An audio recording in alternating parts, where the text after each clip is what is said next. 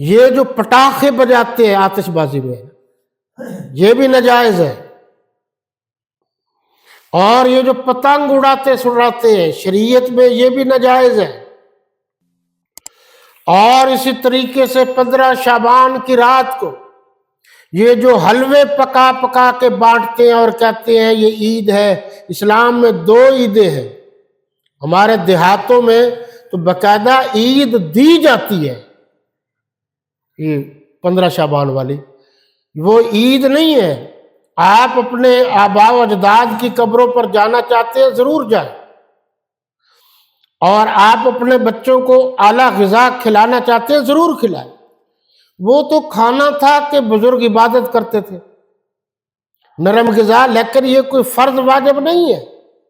اور اسی طریقے سے پھر صلاۃ التسبیح باقاعدہ جماعت کے ساتھ ادا کرنا شعبان کے 15 کو، یہ سب کے سب غلط ہے۔ انفرادی عبادت کی اجازت ہے، صلاۃ التسبیح با جماعت کی اجازت نہیں ہے، اس لیے کہ یہ نفلی عبادت ہے۔ اور کچھ لوگ بٹیرے لڑاتے ہیں، یہ بھی ناجائز ہے۔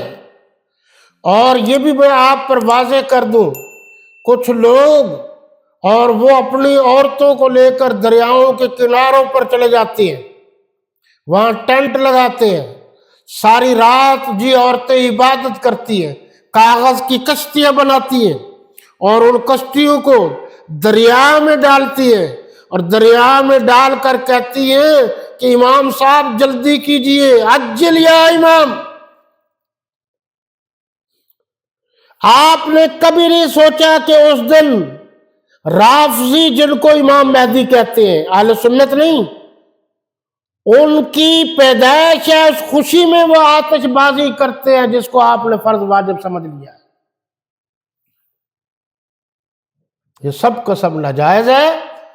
آپ عبادت ضرور کریں، جب چاہیں کریں، انفرادی کریں، انفرادی مال جماعت۔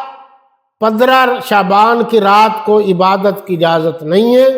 آپ بے شک تلاوت کر سکتے ہیں، صدقہ خیرات کر سکتے ہیں، قبرستان جا کر ان کی مغفرت کے لیے دعائیں کر سکتے ہیں، قبر کو ٹوٹی پھوٹی ہو اس کی مرمت کر سکتے ہیں، آپ قبر کی 4 دیواری کا انتظام کر سکتے ہیں، قبروں کی 4 دیواری کا انتظام کر سکتے ہیں، اور جو بھی اچھا کام آپ کو نظر آئے ضرور کر سکتے ہیں، ضرور کر سکتے ہیں۔ اپنے ماں باپ کے درجات کی بلندی کے لیے کسی مسجد میں چندہ دے سکتے ہیں، کسی غریب یتیم کے سر پر ہاتھ رکھ سکتے ہیں، ان کی امداد کر سکتے ہیں، کسی بیمار کو جو دوائی نہیں لے سکتا تو آپ ان کو دوائی دلا سکتے ہیں۔ سارے کام اجر و ثواب کیے، ضرور ڈھول بجانے ہیں، ضرور تماشے کرنے، جو کام کرنے والے ہیں وہ ضرور کیجئے، جو کرنے والے نہیں ہیں ان سے بچیے۔